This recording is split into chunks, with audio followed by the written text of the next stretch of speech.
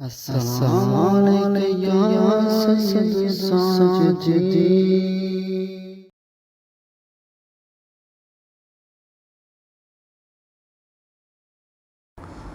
اعوذ باللہ من الشیطان الرجیم، بسم اللہ الرحمن الرحیم،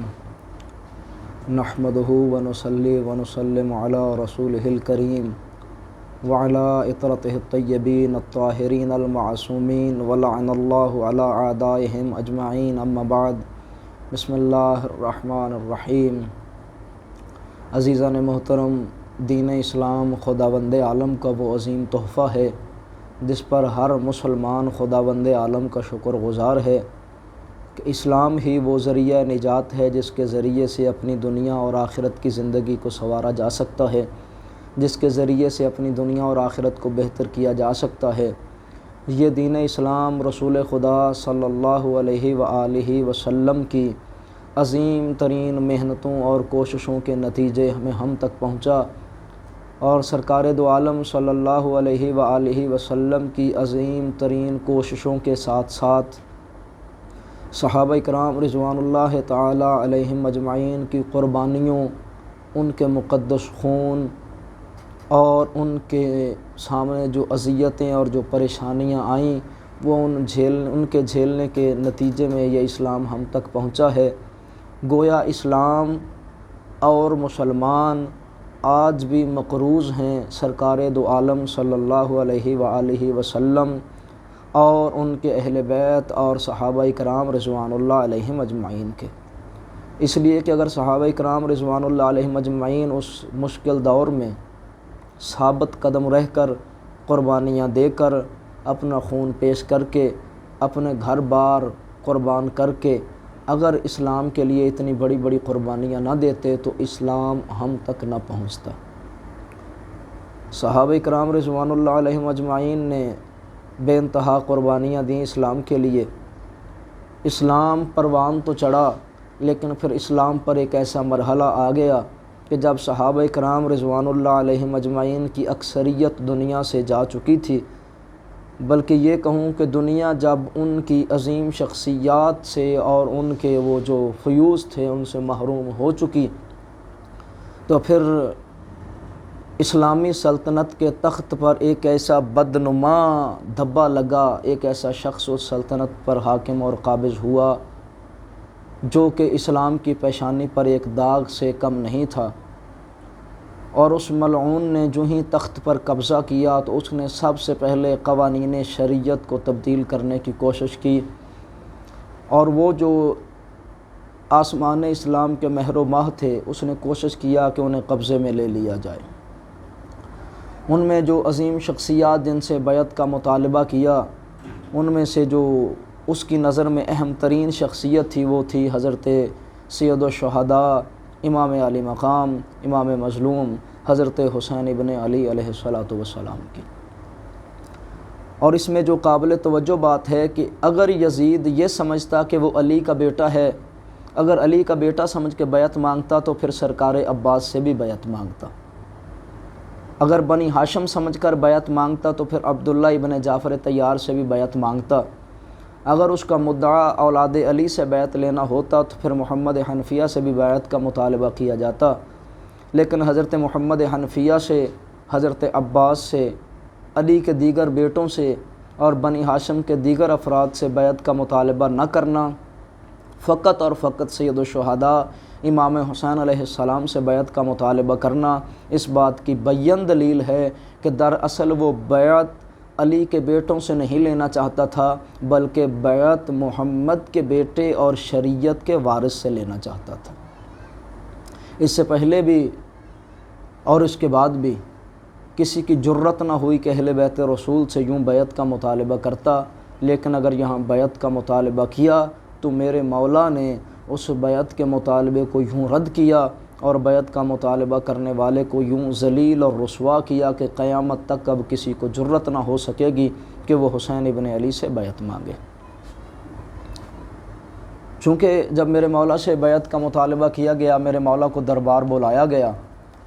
اب چونکہ رات کا وقت تھا، اگر میرے مولا وہاں پر بیعت سے انکار کر دیتے تو لوگوں نے مشہور کر دینا تھا کہ حسین ابن علی بیعت کر چکا، اس لیے میرے مولا نے فرمایا کل مجمع عام میں اپنے مدعا کا اعلان کروں گا۔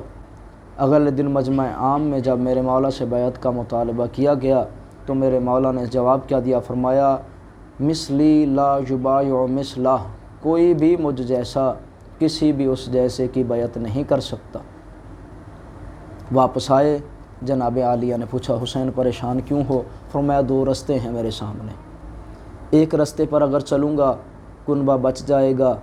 دین لٹ جائے گا، دوسرے رستے پر چلوں گا دین بچ جائے گا، کنبہ لٹ جائے گا۔ جناب زینب عالیہ نے فرمایا میرے لیے نانا کے بعد نانا بھی تو ہے، حسن کے بعد حسن بھی تو ہے، بابا کے بعد بابا بھی تو ہے، اماں کے بعد اماں بھی تو ہے۔ حسین میرے لیے تو صرف ایک حسین نہیں، میرے لیے تو 5 تن ہے۔ لیکن حسین یاد رکھنا میں تیرا سر نیزے پہ دیکھ سکتی ہوں، نانا کے دین پر داغ نہیں دیکھ سکتی۔ سادات نے تیاری کی، جب گھر سے چلے قافلہ مدینے کے بازار میں پہنچا۔ یہ ساری باتیں کرنے کا میرا جو مقصد ہے وہ یہ ہے کہ مجھ سے سوال کیا گیا کہ سید الشہداء امام حسین علیہ السلام سے جب بیعت کا مطالبہ کیا گیا، مولا نے مدینہ تو چھوڑا، لیکن جب مولا کو پتہ تھا کہ کربلا میری قتل گاہ ہے تو پھر مولا کربلا کی طرف کیوں گئے؟ جب مولا کو پتہ تھا مجھے شہید کر دیا جائے گا، پھر مولا نے یہ سفر کیوں اختیار کیا؟ اس کی وجہ یہ ہے کہ جب میرے مولا مدینے کے بازار میں پہنچے، کوئی یہ نہ سمجھے کہ میرے مولا کو پتہ نہیں تھا، بالکل میرے مولا کو روز روشن کی طرح واضح تھا کہ عراق کے لوگ میرے قاتل ہوں گے اور کربلا میری قتل گاہ ہے۔ اس لیے کہ جسے نانا رسول خدا نے بتایا ہو، جسے بابا علی نے بتایا ہو، ہر لمحہ جسے بتایا گیا ہو کہ کربلا تیری قتل گاہ ہے، کیسے وہ بھول سکتا ہے؟ جب مدینے کے بازار میں پہنچے میرے مولا تو چوک میں آ کر حضرت عبداللہ ابن عباس ملے میرے مولا کو،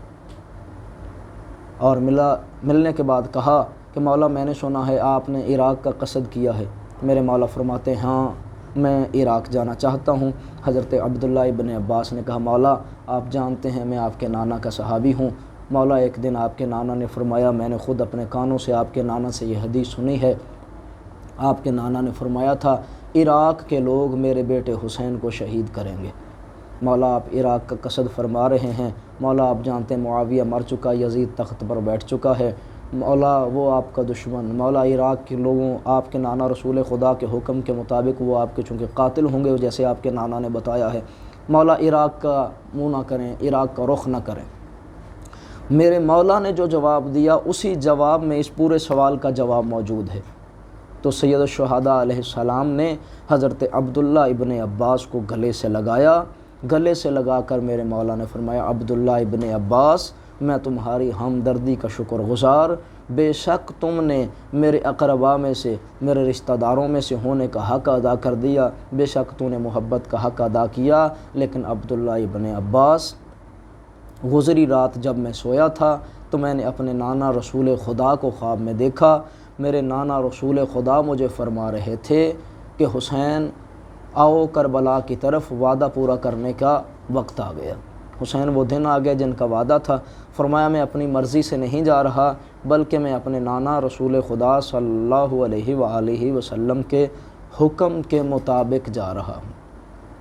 حسین ابن علی کا یہ مدینہ چھوڑنا یہ حسین ابن علی کی مرضی نہیں ہے بلکہ یہ رسول خدا صلی اللہ علیہ وآلہ وسلم کا حکم مبارک تھا۔ اب رہی بات کہ اگر کوئی معترض اعتراض کرے کہ حسین ابن علی نے نانا کو خواب میں دیکھا، یہ کیا دلیل ہوئی کہ حسین ابن علی عراق چلے جائیں؟ عزیزان محترم، صحیح بخاری سے لے کر مشکات تک تمام کتب حدیث میں یہ روایت موجود ہے اور شیعہ سنی منابع میں یہ حدیث مبارکہ موجود ہے۔ پیغمبر نے فرمایا شیطان ہر کسی کی صورت اختیار کر سکتا ہے لیکن شیطان مجھ محمد کی صورت اختیار نہیں کر سکتا۔ فرمایا جس نے مجھے خواب میں دیکھا گویا اس نے مجھے حقیقتاً دیکھا،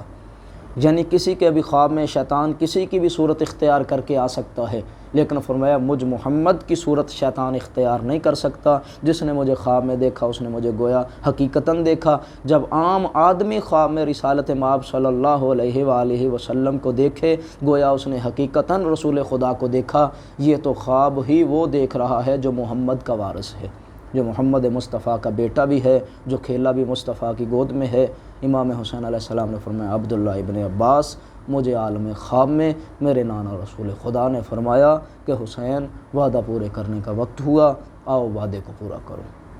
سید الشہداء علیہ السلام کا اپنی قتل گاہ کی طرف خود سفر کر کے جانا یہ میرے مولا کی اپنی مرضی نہیں ہے، بلکہ اللہ اور اللہ کے رسول کا حکم ہے۔ جب بھی کوئی بندہ اپنی مرضی سے موت کی طرف جائے، اپنی مرضی سے موت اختیار کرے، وہ خودکشی شمار ہوگی اور وہ اسلام میں حرام ہے۔ لیکن اگر کوئی شخص اللہ اور اللہ کے رسول کے حکم کے مطابق اپنی جان کا نذرانہ پیش کرے تو اسے شہادت تسلیم کیا جائے گا، اور شہادت عظیم مرتبہ ہے۔ میرے مولا حسین علیہ السلام صرف شہید نہیں بلکہ سید الشہداء ہیں، اس لیے کہ آج جو میدان جنگ میں جا کر جہاد کرتے ہوئے شہید ہوگا اس کی مرضی اپنی شامل ہوگی، وہ جائے گا، وہ شہید ہے۔ میرے مولا کی شہادت میں اللہ اور اللہ کے رسول کی مرضی شامل ہے، اس لیے حسین علیہ السلام صرف شہید نہیں بلکہ سید الشہداء ہیں۔ اور اختتام گفتگو پر ایک جملہ کہوں کہ کچھ عرصہ پہلے میرے ملک پاکستان میں ایک مولوی نے ایک بات کہی کہ امریکہ کے ہاتھوں اگر کتا بھی مارا جائے تو میں اسے بھی شہید کہوں گا۔ میں اس مولوی کی آنکھوں میں آنکھیں ڈال کر یہ بات کہنا چاہتا ہوں کہ خدارا عقل کے ناخن لو، عقل سے کام لو، کسی کتے کو شہید نہ کہو، اس لیے کہ جو شہید ہو وہ کتا نہیں ہوتا، جو کتا ہو وہ شہید نہیں ہوتا۔ کتے کو شہید کہہ کر شہداء کی توہین مت کرو، کیونکہ شہداء کے سردار کا نام حسین ابن علی ہے۔